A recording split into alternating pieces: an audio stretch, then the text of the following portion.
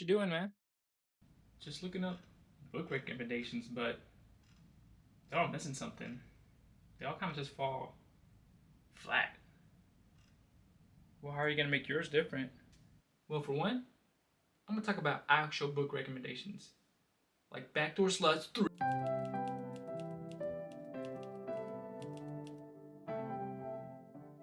Before I even start on the book recommendations, I'm gonna give you this meta lesson first. Reading is objective. There is no right or wrong way to read. Find and pick the information that speaks to you. I used to feel guilty for starting so many books at once because I wasn't putting my full attention to one book. But I realized I just don't function that way. If I get tired of a book, I just pick up one I might have in rotation. You see, I love the art of reading. It's a way to view other people's perspective on things, learn subjects others are experts at, or getting lost in the imagination of someone's world.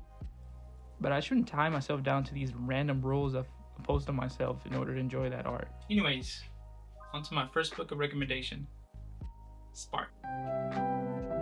Listen, don't have a book lying around, we have an anxious talk. So I have ran and lifted weights for the better part of 10 years. Was it more off than on, bro? And I noticed that the days that I run, my anxiety tends to calm down a lot more than the days that I don't. I also just feel overall better on the days that I lift than I would just stay at home and be lazy. It shows you how exercise can help you with learning, stress, anxiety, depression, attention, ADHD, addiction, and even hormonal changes like periods and pregnancies, just in case I ever get one. In every chapter, it outlines what it's gonna focus on, like those things that I mentioned. And then it gives you a clear-cut example on how exercise helps you on these said things. These stories are great and easy to listen to. Here's what I don't like about it. It uses a lot of science jargon. If you're not into that kind of thing, if you've ever listened to a podcast of Andrew Huberman, you might know what I'm talking about. Here, let me read you a snippet or two from this book. We learned in the early 1990s that brain-derived neurotrophic factor, BDNF, protects neurons against cortisol in areas that control mood, including the hippocampus, blah, blah, blah, blah. That's all scientific and great and all, but this is what it sounds like to me. Today on How They Do It, plumbuses. Everyone has a plumbus in their home. First, they take the dingle bop and they smooth it out with a bunch of schleem. Luckily, it does tell you beforehand what these terms mean and how they relate to the brain, but you don't really need to understand these definitions to understand how beneficial exercising can be for you. It's just an extra step in proving it. Start small with your exercise routine and just build the habit of showing up to the gym. Start small, real small. And that brings me to my next book. And sadly, it's not a book about penis enlargement exercises. They don't exist. Look, I don't agree with everything Jordan Peterson says. I love the Harry Potter books. It's what I read growing up, but it doesn't mean I hate transgenders, you know? I think you can defer the author from the books. That being said, I think Jordan Peterson's perspective on life is just so interesting. Let me explain. The first chapter is titled Stand Up Straight with Your Shoulders Back. Simple enough, but as you read, he dives into lobsters. Alright, well, where the hell is this going? He mentions how long they've been on Earth, PS, third of a billion years. Next, he tells you at the levels at which they one-up each other. This is ranging from claw size to basically death. And with this, he concludes that the champion lobsters that stay on top are more likely to stay on top mentally. And the same goes for those that lose, tend to feel that failure a lot more and continue to lose because of how the brain operates. Because lobsters have been around this long, scientists have been able to dissect and understand their simple nervous system, which in turn help scientists understand the brain and behavior of more complicated animals like us. And so it's not capitalism or military industrial complex or patriarchy. It's this type of dominance hierarchy that has been around for a third of a billion years, and it's how we operate. It's just such a unique take on the world to connect these two seemingly random things and how he got there. To bring it back to what I said in the last book summary, one of my favorite chapters talks about starting small. I think the title is Pursue What Is Meaningful, Not What Is Expedient. But the starting small is so crucial, especially if you plan to do a New Year's resolution or you have this grand goal. For me lately, what I've been doing is starting at the most minimum thing I can do to work towards that goal. Can I do a 30-second eye shower? Can I do this for a week? Can I up it up to a minute for a month? At some point, you figure out what works for you and then build on that. Now, I won't lie to you, the book is not an easy read. It's both articulate and complicated. The book ebbs and flows in the way that I think Jorgensen both thinks and talks. Let me read you a page from it. Over the millennia, as our brain capacity increased and we developed curiosity to spare, we became increasingly aware of and curious about the nature of the world. Will be eventually conceptualized as the... You get the point. So this brings me to my second meta lesson that I learned reading this book, and that is, technology is a tool. Use it to your advantage. So whenever I come across a passage that I don't understand, I copy and paste it into ChatGPT and just ask it to break it down further, and follow up with questions if I still don't get it. I think for me, this has helped me understand it at a more fundamental level and further deepen that lesson it may be trying to teach me. I can also highlight my favorite quotes to come back to for easy access, and highlighting the word to look up its definition are just some of my favorite benefits to reading on a phone. Before I dive into this book, I just want to even tell you where I got this book recommendation from. There was this guy that YouTube randomly recommended to me, and I decided to just take a chance and watch one of his podcasts, and to this date it has been one of the most return of investments of last year. I want to give my kudos to him because he reignited in me to be more curious about everything. He has this 100 books to read before you die list that you can sign up for if you want to check out the other book recommendations. It's Chris Williamson, if you haven't heard of him. I don't know why I was drawn to this specific book, but I think it's because I've been trying to be more intentional about my technology. I love technology. I'm a huge nerd when it comes to it. I've built my own computer, I've dabbled in programming, and I've even done a career change because of it. But sometimes that same tool that helps me understand a book better may make my brain rot on TikTok.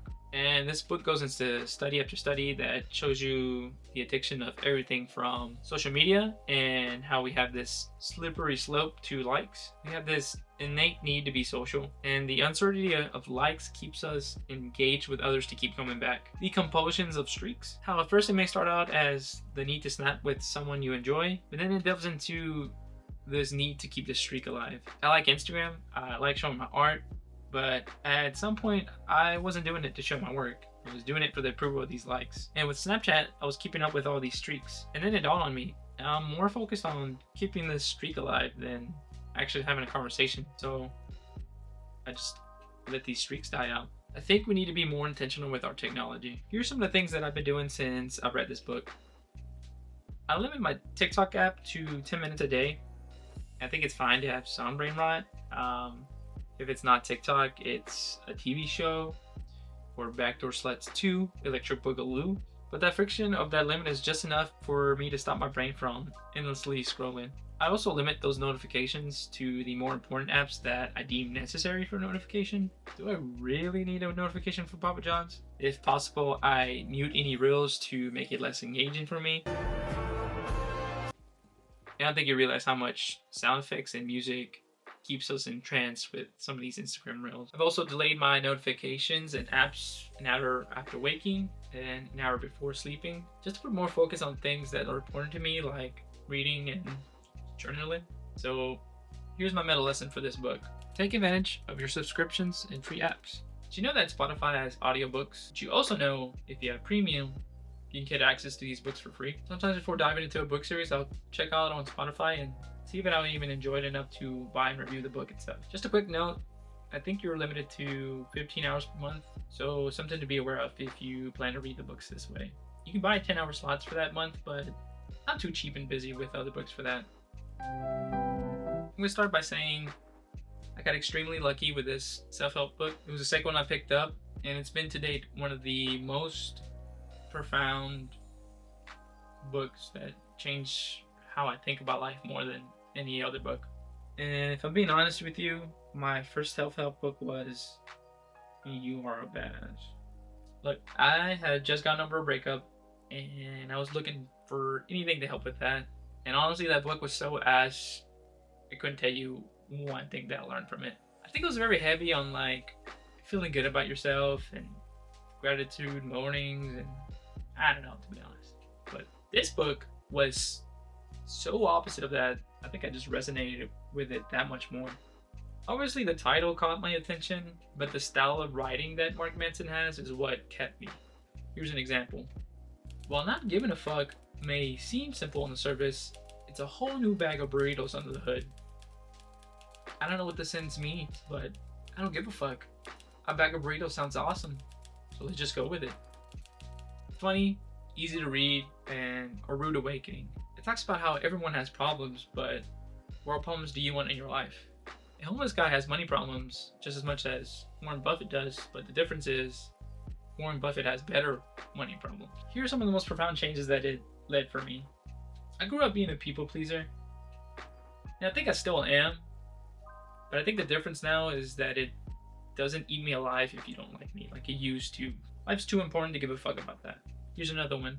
Think of a time you were in the middle of the night and you wake up with sweats thinking of something embarrassing you did or said.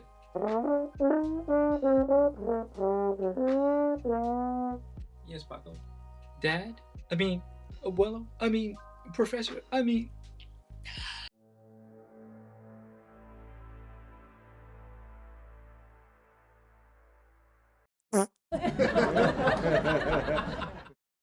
I'm breaking up with you, and I'm gonna be dating your best friend. And also, I'm gonna tell everybody about your weird obsession with Backdoor Sluts 1. It's not gonna become a trilogy. Now think of a time someone else did that.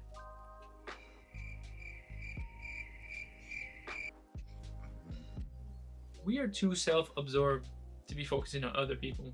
And recently I re-listened to it on Spotify. You like how the meta lessons on to connect? Okay. And it made me remember some of the things I might have forgotten about. Like the backwards law, the Sepulchre onion, the disappointed panda, and many other simple things that it goes into. It touches on Buddhism, nihilism, stoicism, but I think it does it in a way where it's approachable. And that comes to my fourth meta lesson. Read books that speak to your language. Remember when I mentioned the book Spark? My mind glossed over all that terminology. And Jordan Peterson, it took me like 2 or 3 tries and the power of AI to even understand it. This book, I listened to it on one go. And the first time I read it, I couldn't put it down. So I think there's something to be said about finding an author that can convey a message in a way that you both understand and like. So we made it to my last book. And it's different from the rest because it's fiction. I love how I found this series because by now Brandon Sanderson is a monster in the fantasy series. So if you haven't heard of him already, you're missing out. But the way that I found out about him was my old roommate Tyler. He would walk around the house listening to these 40, 50-hour long audiobooks. And so one time I asked him, "What the hell are you listening to?" And he just casually mentions The Way of Kings. The rest was history. Funny enough, I hate medieval setting, but the world that Brandon has built is so different from anything that I've touched that it's made me do a 180 on it. You won't understand anything for the first few chapters. Spren, Parshendi, Night Radiance, what the fuck? But the way that he builds this world and the prose that he uses, I think that's the right word, is what makes him such a great author to me. Maybe I've been ignorant about this in other books up until now, but how he explains the world based on whose point of view you're in is so ingenious. And more than that, the same religion or government or ranking of people shown from different perspectives and how they view it, whether it's positive or negative. To give you an example, people are ranked on their eye color, with light eyes being higher ranked. You think Hitler was onto something? There's a main character, Kaladin, my favorite. So much so that I want to name my future kids middle name that. Here's a quick quote from it. That's how light eyes were. Roshon, Amaran, Garatem, each light eyes Kaladin had known, either as a slave or a free man, had shown himself to be corrupt to the core for all his outward poise and beauty. They were like rotten corpses clothed in beautiful silk. And meanwhile, the same person that he may hate another main character will love. And I think it's just so ingenious how he goes into reasoning how they're both right. I'm currently rereading the books because the book 5 just released. Whoops. Brandon Sanderson has stated that he has had this part of the book outlined since the book series has started back in 2010, and it's just now made into the 5th book. If that seems too intimidating for you, I can recommend Warbreaker. It's a standalone book, short enough to read too. It'll give you an idea of how Brandon both writes and thinks about his magic system. And to add to that, reread books that you like. Maybe you're drawing new ideas from it, or pick up new details. Rereading the subtle art made me refocus on some of the things I was out of touch with. Along with rereading this book series is showing me all the subtle ways that Brandon is a master in foreshadowing and details. Just one fun fact about Brandon Sanderson's books is that all of the different series are interconnected through this Cosmere universe that he has set up. So as the Stormlight Archives continues, and as I start to read more of his books, it's just fun to catch all these Easter eggs and details he hides in his books. So yeah, that was my book recommendation and my little twist on them. So thanks for watching. Oh, and if you're actually waiting for a book recommendation on Backdoor Sluts 3, I'm sorry to burst your bubble, but it doesn't exist.